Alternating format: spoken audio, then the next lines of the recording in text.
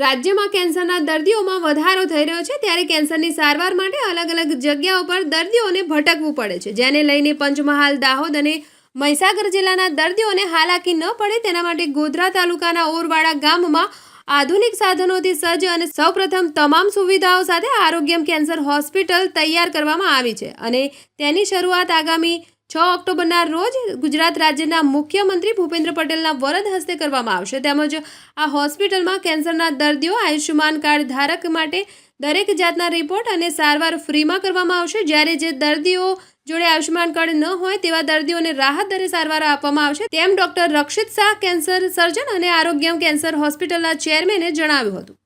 આજે આપણે એક પ્રેસ કોન્ફરન્સ રાખી છે। એના અંતર્ગત હું ડૉક્ટર રક્ષિત શાહ, હું કેન્સર સર્જન અને chairman Arogyam cancer hospital, Orwada ગામ પાસે આપણી હોસ્પિટલ નેશનલ હાઈવે પર આવેલી છે।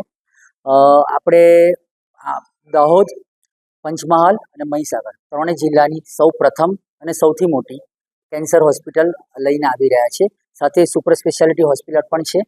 એની અંદર આપણે સૌ પ્રથમ આ વિસ્તારમાં કેન્સરના નિદાન માટેનું પેટ સીટી સ્કેન સારવાર લઈને આવી રહ્યા છે। પેટ સ્કેનનું મશીન આપણે રાખ્યું છે। એ સિવાય આપણે રેડિયોથેરાપીનું મશીન, જે ગુજરાતનું સૌ પ્રથમ હેલ્સિયન 4.0 વર્ઝન છે, એ આપણે અહીંયા ઇન્સ્ટોલ કર્યું છે અને તેની સાથે આપણે બોન મેરો ટ્રાન્સપ્લાન્ટની પણ ફેસિલિટી આપણા વિસ્તારમાં સૌ પ્રથમ લઈને આવી રહ્યા છે। એ સાથે મોડ્યુલર ઓપરેશન થિયેટર, જેમાં પેશન્ટને ઇન્ફેક્શન ના થાય એવી રીતના ઓપરેશન થિયેટર, વેન્ટિલેટરથી ભરેલું આઈસીયુ આપણે એ ફેસિલિટી રાખી છે। તે સિવાય ડૉક્ટર્સની ટીમ જે છે અમારી, એ ફૂલ ટાઈમ અહીંયા અવેલેબલ રહેશે। એમ્સના જે નિવૃત્ત ડૉક્ટર છે, એમ્સના જે સિનિયર ડૉક્ટર છે, એ ફૂલ ટાઈમ તરીકે અહીંયા આવી રહ્યા છે। આપણો પર્પઝ જે છે કે અહીંયા જે દર્દીઓને કેન્સરની સંપૂર્ણ સારવાર નિઃશુલ્ક, એટલે કે આયુષ્યમાન યોજના અંતર્ગત, અથવા તો જેમની પાસે કાર્ડ નથી એ લોકોને રાહત દરે મળી રહે, એ પર્પઝ અને બધી જ ટ્રીટમેન્ટ એમની અહીંયા થઈ રહે એ પર્પઝથી આપણે હોસ્પિટલ લાવી રહ્યા છીએ। અને તે સાથે દર્દીઓને રહેવાની અને જમવાની પણ સુવિધા આપણે અહીંયા પૂરું પાડવાના છે।